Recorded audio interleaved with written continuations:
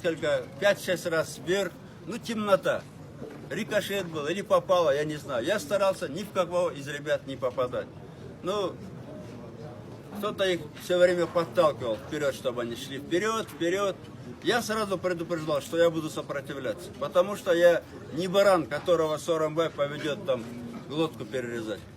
И ответственность за то, что случилось и со спецназовцами, и с гражданским населением, это несет полностью сегодняшняя власть во главе с Сооронбаем Жээнбековым, которым не нужно разбираться, им не нужна правда, им нужно просто любым путем, чтобы замолчал Атамбаев, желательно навсегда. Орусияның президенті Владимир Путин ақырғы саяси оқиғаларға байқау салып жатқанын айтты. Сіз байланыш шалған жоқсыз, байланыштыңыз бұға чейин? Бияқта байланыш жоқ, білесіңер. Түніменен болған жоқ байланыш. Эми негізгі албетте биздин ишенгенибиз башка бир өлкөнүн президенти эмес, Кыргыз эли. Кыргыз элине рахмат, элибизге рахмат. Ура! Все российские!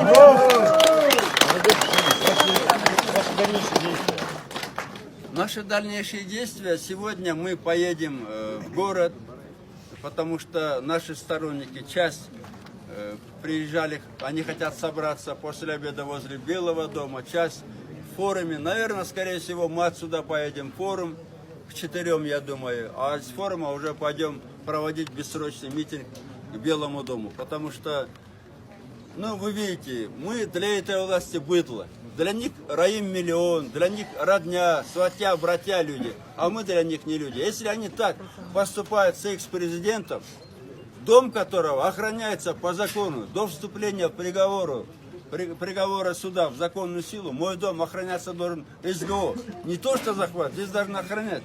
Если такой беспредел в отношении меня творится, простых людей они, конечно, вообще, я думаю, за людей не считают. И это беспредел. Это правовой беспредел в стране. А жолдан сізді қармап кетеді деп қорықпайсыз ба? Мен ештеңеден қорықпаймын бұл дүниеде. Мен Құдайға шүкір мына 63-ке жақындап қалды жашым. Мен ештеңеден қорықпаймын. Мен